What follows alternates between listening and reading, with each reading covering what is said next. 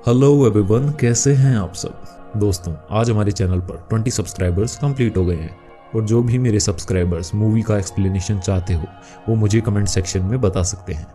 मैं उनकी विशेष को पूरा करने की कोशिश करूंगा। आज मैं द ब्लाइंड साइड मूवी को एक्सप्लेन करने जा रहा हूँ। असल में ये एक ट्रू स्टोरी है। तो चलते हैं मेन स्टोरी लाइन की तरफ।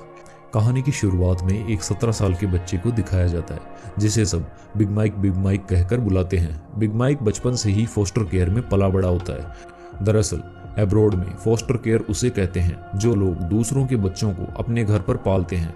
इसके बदले में गवर्नमेंट उन्हें पैसे देती है। बिग माइक को गवर्नमेंट फोस्टर केयर में बार बार इसीलिए भेजती है क्योंकि उसके पिता का कुछ भी पता नहीं होता और उसकी माँ ड्रग्स के एडिक्शन में होती है, इसीलिए वो उसे पाल नहीं सकती। बिग माइक को जिस भी फोस्टर केयर में भेजा जाता है वो वहाँ पर ज़्यादा दिन नहीं टिकता और वहाँ से भाग जाता है। अब एक दिन बिग माइक के दोस्त के डैड अपने बेटे को और बिग माइक को एक पब्लिक स्कूल में लेकर आते हैं। स्कूल का नाम होता है विनगेट क्रिश्चियन स्कूल। स्कूल के जो कोच होते हैं उसे बिग माइक के दोस्त के डैड जानते हैं। वो उस कोच के पास जाते हैं और कहते हैं कि मेरे बेटे को और उसके दोस्त को यहाँ पर एडमिशन चाहिए। कोच साफ साफ मना कर देता है। वो कहता है कि ये सब मेरे हाथ में नहीं है।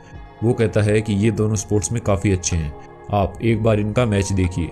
और वो कोच को बाहर ले आते हैं जहाँ पर बिग माइक और उनका बेटा दोनों बास्केटबॉल खेल रहे होते हैं। और जब कोच बिग माइक के शरीर को देखता है तो वो हैरान रह जाता है। हालांकि वो मात्र 17 साल का है लेकिन उसका शरीर बहुत ही बलिष्ठ होता है और वो जिस तरीके से बास्केटबॉल खेल रहा होता है कोच पूरी तरह से उससे इम्प्रेस हो जाता है। वो बोर्ड मेंबर्स के पास जाते हैं। बोर्ड मेंबर्स कहते हैं कि हम इसे एडमिशन्स नहीं दे सकते क्योंकि इसके ग्रेड्स बहुत कम हैं, लेकिन कोच उन्हें कन्विंस कर लेता है। और अब बिग माइक का स्कूल में एडमिशन हो चुका होता है लेकिन वो किसी से भी बातें नहीं करता, हमेशा अपने ही ख्यालों में खोया रहता है और ना ही कोई उससे बात करना चाहता है। बिग माइक टेस्ट के पेपर में भी कुछ नहीं लिखता, वो पूरा का पूरा पेपर ब्लैंक छोड़ देता है।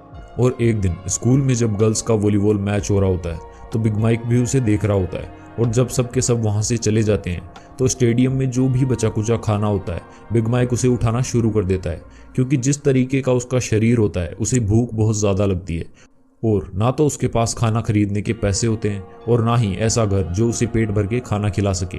वो अपने दोस्त के घर के काउच पर सोता है लेकिन उसके दोस्त की मॉम उसे बिल्कुल भी पसंद नहीं करती, इसीलिए बिग माइक अगले दिन वहाँ से निकल जाता है। बिग माइक जब स्कूल में होता है तो पहली बार उससे कोई बच्चा बात करता है। इस बच्चे का नाम होता है शॉन, जिसे सब प्यार से एसजे कहते हैं। एसजे बिग माइक से बहुत अच्छी तरीके से बात करता है। तभी उसकी मॉम दूर से हॉर्न बजाकर उसे गाड़ी में बुला लेती है। वो अपने बेटे से पूछती है कि ये कौन है। उसका बेटा कहता है कि इसका नाम है बिग माइक, इसने 1 महीने पहले ही एडमिशन लिया है। और उसी शाम एसजे अपनी मॉम और अपने डैड के साथ जब गाड़ी में जा रहा होता है तो वो बिग माइक को रास्ते पर देखते हैं जो पूरी तरह से ठंड में कांप रहा होता है। एसजे के डैड बिग माइक को पहचान लेते हैं क्योंकि जब वो वॉलीबॉल के मैच के बाद खाना उठा रहा था तो एसजे के डैड ने उसे देख लिया था। वो बिग माइक से पूछते हैं कि तुम कहाँ जा रहे हो। बिग माइक कहता है कि जिम में। और ये सुनने के बाद एसजे के डैड ड्राइव करके वहाँ से आगे निकल जाते हैं। लेकिन एसजे की जो मॉम होती है जिनका नाम एन होता है वो सोच में पड़ जाती है और वो अपने हस्बैंड को कहती है कि गाड़ी को वापस लो। और वो बिग माइक के पास जाती है और वो बिग माइक को कहती है कि रात को स्कूल का जिम बंद होता है, बताओ तुम वहाँ क्यों जा रहे हो। बिग माइक कहता है कि वो गर्म होता है। एन उससे पूछती है कि तुम्हारे पास रात को रुकने के लिए जगह है। बिग माइक कहता है नहीं। एन सोच में पड़ जाती है और इसके बाद वो कहती है कि आओ गाड़ी में बैठो और वो उसे लेकर अपने घर आ जाती है। एन की एक बेटी भी होती है जिसका नाम होता है कोलिन और कोलिन भी उसी स्कूल में पढ़ती है जहाँ बिग माइक पढ़ता है। एन बिग माइक को कहती है कि गेस्ट रूम में तो मेरा सामान पड़ा हुआ है, इसीलिए तुम्हें रात को सोफे पर ही सोना होगा। और वो उसे गुड नाइट कहकर अपने बेडरूम में चली जाती है। पर उसे अभी भी बिग माइक पर शक होता है। वो अपने पति से पूछती है कि तुम इसे कब से जानते हो। वो कहता है कि मैंने बस इसे एक बार देखा है। वो कहती है कि कहीं ये कुछ चुरा तो नहीं लेगा।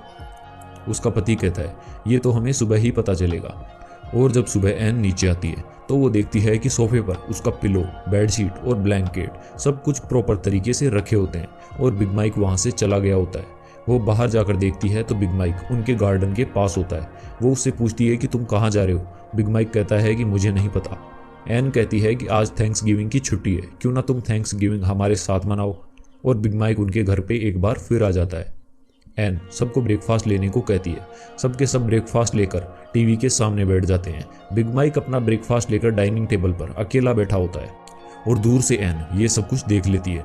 वो समझ जाती है कि उसकी ज़िंदगी में अकेलापन है और वो टीवी को बंद करके अपने परिवार को कहती है कि हम सब भी डाइनिंग टेबल पर खाना खाएंगे।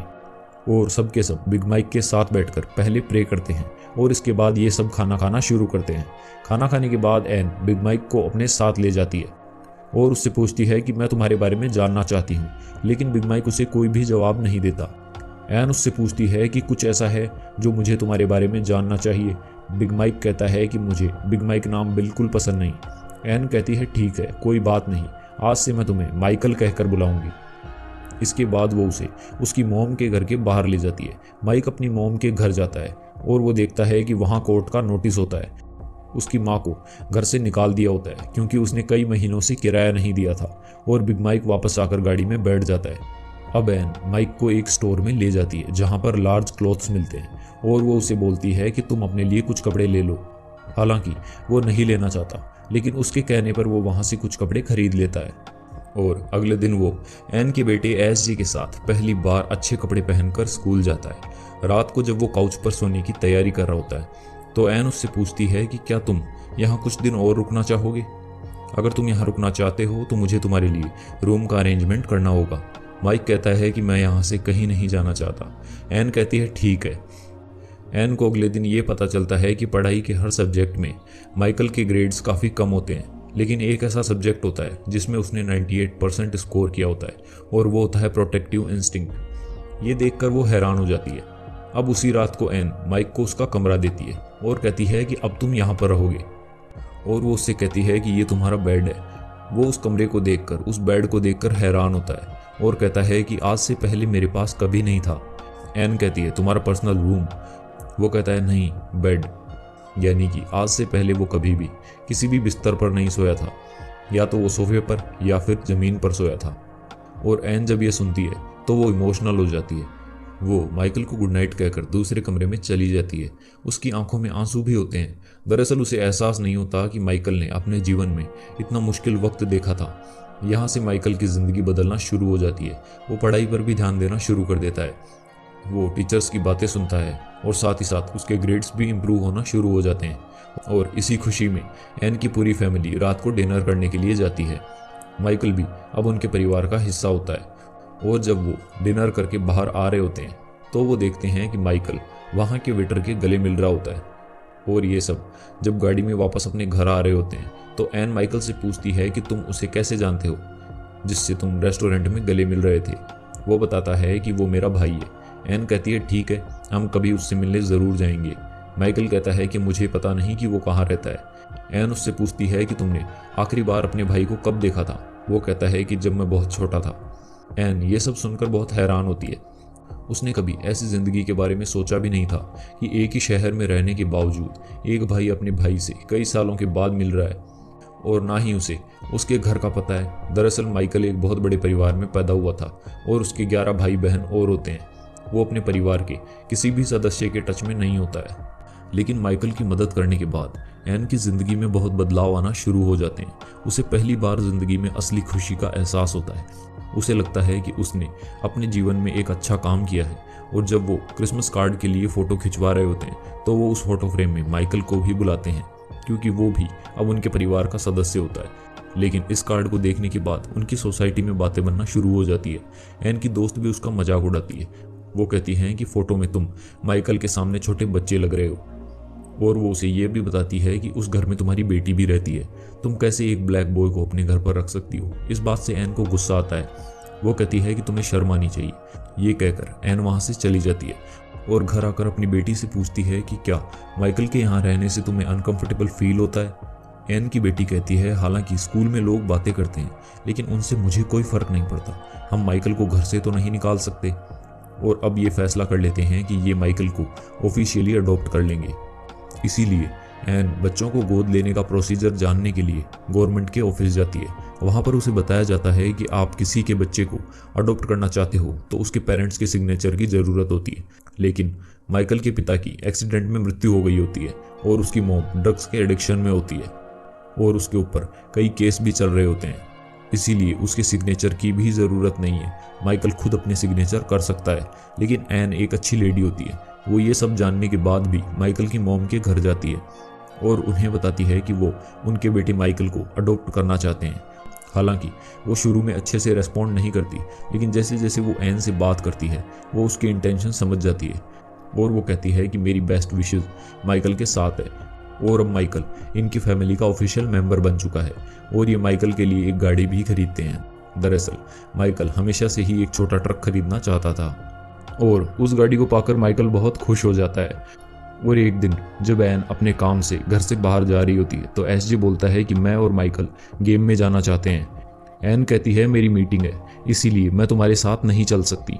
एसजे कहता है कि माइकल ड्राइव कर सकता है, मैं उसके साथ जा सकता हूँ।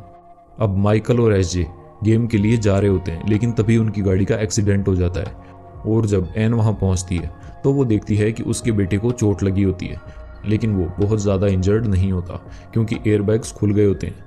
एन को बताया जाता है कि जब इस उम्र के बच्चे एयरबैग से टकराते हैं तो उन्हें बहुत ज़्यादा इंजरी होती है, कभी कभी तो बच्चों की गर्दन भी टूट जाती है, लेकिन तुम्हारा बच्चा बहुत लकी था। एन उसके बाद माइकल के पास जाती है। माइकल ठीक होता है लेकिन वो पूरी तरह से गिल्ट में होता है। एन उसे कहती है कि तुम्हारी कोई गलती नहीं है। माइकल एन को सॉरी कहता है और जब एन उसके हाथ देखती है तो उसके हाथ इंजर्ड होते हैं। एन माइकल से पूछती है कि तुम्हारे हाथों को क्या हुआ। माइकल बताता है कि जब गाड़ी का एयरबैग खुले तो मैंने उन्हें अपने हाथों से रोक लिया ताकि एसजे इंजर्ड ना हो। यही कारण होता है कि एसजे को बहुत कम चोट आई होती है।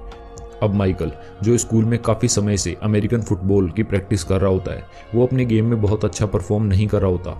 हालांकि वो बहुत ताकतवर है, जिस तरीके का उसका शरीर होता है वैसा पूरे स्कूल में किसी का भी नहीं होता, लेकिन माइकल के दिमाग में हमेशा ये डर रहता है कि कहीं मैं किसी को चोट ना पहुंचा दूं, इसीलिए वो खुलकर नहीं खेल पाता। और जब एन उसे ऐसा खेलते हुए देखती है तो वो उसके पास जाती है और उसे कहती है कि जब पहली बार हम तुम्हारे लिए स्टोर में कपड़े लेने गए तो तुमने क्या कहा था। वो कहता है कि मैंने कहा था मैं आपकी सुरक्षा करूंगा। दरअसल उस जगह का माहौल, उस जगह के लोग कुछ अच्छे नहीं थे, इसीलिए माइकल ने ऐसा कहा था। वो उससे कहती है कि जब गाड़ी में एयरबैग्स खुले तो तुमने क्या किया। वो कहता है कि मैंने उन्हें अपने हाथों से रोक लिया। एन कहती है ये टीम तुम्हारी फैमिली है और तुम्हें इनकी रक्षा करनी है, ठीक उसी तरह जिस तरह तुम अपनी फैमिली की रक्षा करते हो। ये कहकर एन वहाँ से चली जाती है और एक बार फिर से प्रैक्टिस शुरू की जाती है और इस बार माइकल बहुत ही बेहतरीन तरीके से परफॉर्म करता है और ये देखकर कोच पूरी तरह से हैरान होता है। वो एन के पास जाता है और कहता है कि तुमने उससे ऐसा क्या कहा। एन कहती है कि तुम्हें अपने प्लेयर्स को अच्छे तरह से पहचानने की ज़रूरत है। माइकल को प्रोटेक्टिव इंस्टिंक्ट में 98% मिले हैं और इसके बाद माइकल की गेम दिन ब दिन सुधरती जाती है। और अब मैच होता है जिस मैच में माइकल की टीम शुरू में अच्छा परफॉर्म नहीं करती, लेकिन बाद में माइकल इस टीम में बहुत अच्छा परफॉर्म करता है। यहाँ तक कि ओपोनेंट का जो सबसे बेहतरीन प्लेयर होता है उसे वो धकेलते हुए मैदान के बाहर फेंक देता है और इससे उनकी टीम को बहुत ज़्यादा पॉइंट्स मिलते हैं। इसके बाद माइकल इसी तरह परफॉर्म करके अपनी टीम को जिता देता है। एसजे ने इस पूरे मैच को रिकॉर्ड किया होता है और वो इसकी सीडीज बनाकर सभी कोचेस को भेज देता है और जब वो माइकल की परफॉर्मेंस देखते हैं तो वो सब के सब दंग रह जाते हैं। अब सब चाहते हैं कि माइकल उनकी टीम से खेले, इसीलिए एन के घर पर कई कोचेज आते हैं। वो माइकल से रिक्वेस्ट करते हैं कि वो उनकी टीम से खेले। माइकल के बदले उसका छोटा भाई एसजे उनसे बातें करता है। वो कहता है कि माइकल और मैं बहुत क्लोज हैं। वो कहता है कि माइकल अगर मैच में जाएगा तो मैं उससे कैसे मिलूंगा। सारे के सारे कोच उसे ऑफर्स देते हैं। वो कहते हैं कि आप जब चाहें मैच में आ सकते हैं और वापस भी जा सकते हैं। एसजे को इस बात से बहुत खुशी होती है और इसके बाद माइकल अलग अलग टीम्स के साथ काफ़ी मैचेस खेलता है और धीरे धीरे वो बहुत फेमस हो जाता है। साथ ही साथ जो टीचर उसे घर पढ़ाने आती है वो भी उस पर काफ़ी ज़्यादा ध्यान दे रही होती है, इसीलिए उसके ग्रेड्स भी बहुत ज़्यादा सुधर जाते हैं। और अब माइकल की ज़िंदगी पूरी तरह से बदल गई होती है। हर कॉलेज चाहता है कि माइकल उनकी टीम से खेले, लेकिन माइकल डिसाइड करता है कि वो यूनिवर्सिटी ऑफ मिसिसिपी में एडमिशन लेगा क्योंकि एन भी उसी यूनिवर्सिटी से पास आउट है। वो वहाँ पर चीयर लीडर भी है और एन के हस्बैंड भी उसी यूनिवर्सिटी से पास आउट है। वो वहाँ पर एक बास्केटबॉल प्लेयर थे और माइकल भी उसी यूनिवर्सिटी में एडमिशन लेकर उसी टीम से खेलना चाहता है। माइकल को उस यूनिवर्सिटी में एडमिशन के लिए जितनी भी ग्रेड्स की ज़रूरत है वो उन ग्रेड्स से पास आउट हो जाता है। अब माइकल को एनसीए की एक इन्वेस्टिगेटर अपने पास कुछ सवाल और जवाब करने के लिए बुलाती है। एनसीए एक ऐसी ऑर्गेनाइजेशन है जो हर एक एथलीट का ध्यान रखती है। वो माइकल से अकेले में बात करती है और माइकल से पूछती है कि तुम्हें मिसिसिपी में एडमिशन क्यों चाहिए। माइकल के पास इस बात का कोई जवाब नहीं होता। वो इन्वेस्टिगेटर माइकल को कहती है कि तुम एक बच्चे थे जो सड़क पर थे, एक परिवार ने तुम्हें अपने घर में जगह दी, तुम्हें खाने के लिए दिया, तुम्हारी स्कूल की फीस भरी, तुम्हारे लिए एक प्राइवेट ट्यूटर का अरेंजमेंट किया तुम्हें एक गाड़ी भी गिफ्ट की और बाद में तुम्हें लीगली अडॉप्ट भी कर लिया। हो सकता है ये सब उनके प्लान का हिस्सा हो, इसमें और भी लोग शामिल हो सकते हैं। हो सकता है कि उन्होंने तुम्हारे स्पोर्ट्स की एबिलिटी को पहले ही देख लिया हो। माइकल इस बात से पूरी तरह कंफ्यूज हो जाता है। दरअसल माइकल बहुत ही मासूम होता है। माइकल गुस्से में आकर वहां से चला जाता है। बाहर एन उसका इंतजार कर रही होती है।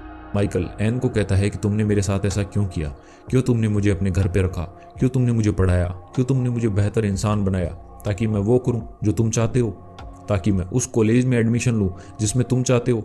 वो इन्वेस्टिगेटर मुझे ऐसा कहती है। एन उसे समझाने की भी कोशिश करती है कि ऐसा कुछ भी नहीं है, लेकिन माइकल वहां से नाराज होकर चला जाता है और वो अपनी बायोलॉजिकल मॉम के घर जाता है। लेकिन उसकी मॉम वहां पर नहीं रहती। यहाँ पर एक गैंग लीडर होता है, वो उसे इन्वाइट करता है। वो माइकल को बियर भी पिलाता है। हालांकि माइकल बियर नहीं पीता, पर इसके बाद जो गैंग लीडर होता है वो एन और उसकी बेटी के बारे में उल्टा सीधा बोलना शुरू कर देता है। ये गैंगस्टर बहुत खतरनाक होता है। ये माइकल को गन दिखाता है। वो कहता है कि पहले मैं तुम्हें गोली मारूंगा और उसके बाद मैं तेरे घर जाऊंगा। वहां तेरी मॉम और तेरी बेटी के साथ क्या करूंगा मुझे भी कुछ नहीं पता। इस बात से माइकल को बहुत गुस्सा आता है और वो उसे बुरी तरह से मारकर वहां से निकल जाता है। वहीं एन माइकल के लिए बहुत परेशान होती है और वो अगले दिन माइकल को ढूंढने के लिए उसी जगह पहुंच जाती है। और तभी माइकल का कॉल आता है। वो एन को बताता है कि मम्मा मैं यहाँ पर हूँ। एन उसे लेने वहां जाती है और वो माइकल से पूछती है कि क्या तुम्हें फुटबॉल पसंद है। माइकल कहता है हाँ मुझे फुटबॉल पसंद है। एन कहती है मैंने और शॉन ने रात में बात की थी कि तुम टेनेसी यूनिवर्सिटी चुनो। माइकल ये सुनकर हैरान होता है। माइकल पूछता है क्या आप ये चाहती हैं। एन कहती है ये तुम्हारी लाइफ है, तुम जो चाहो वो कर सकते हो, ये तुम्हारा फैसला होगा, पर मैं वादा करती हूँ मैं हर एक मैच में वहाँ मौजूद होंगी और तुम्हें चीयर करूँगी। और इसके बाद माइकल एनसीए के इन्वेस्टिगेटर के पास जाता है ताकि उसके सवालों का जवाब दे सके। वो माइकल से पूछती है कि तुम कौन सी यूनिवर्सिटी जाना चाहते हो। माइकल कहता है कि मैं मिसिसिपी यूनिवर्सिटी जाऊँगा।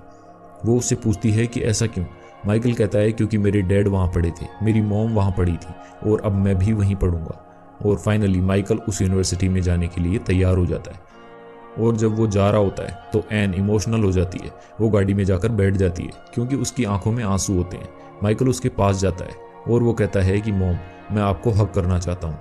अब माइकल और एन एक दूसरे के गले लगते हैं और अंत में हमें न्यूज़पेपर में एक आर्टिकल दिखाया जाता है जिसमें 21 साल के एक लड़के को गोली मारकर उसकी हत्या कर दी होती है। और उस लड़के की भी एथलेटिक एबिलिटी बहुत ज़्यादा होती है। उसका जीवन भी ठीक वैसा ही होता है जैसा माइकल का है। अगर माइकल को एन की फैमिली ना मिली होती, एन ने सेल्फ लैश होकर उसकी मदद ना की होती, तो शायद उसका भी आज यही हाल होता। और अंत में हमें माइकल, एन और उसके पूरे परिवार की रियल फोटो दिखाई जाती है और बताया जाता है कि अमेरिकन फुटबॉल में माइकल ने एक से एक रिकॉर्ड बनाया और आज उसे पूरी दुनिया जानती है। और आज भी माइकल उन्हीं के साथ उनके परिवार का हिस्सा बन के रहता है। इसी के साथ ये बेहतरीन कहानी यहीं पर ख़त्म होती है। उम्मीद करते हैं आपको ये कहानी पसंद आई होगी। अगर आपको मेरी एक्सप्लेनेशन पसंद आई तो मेरे चैनल को सब्सक्राइब करना ना भूलें। Thanks for watching.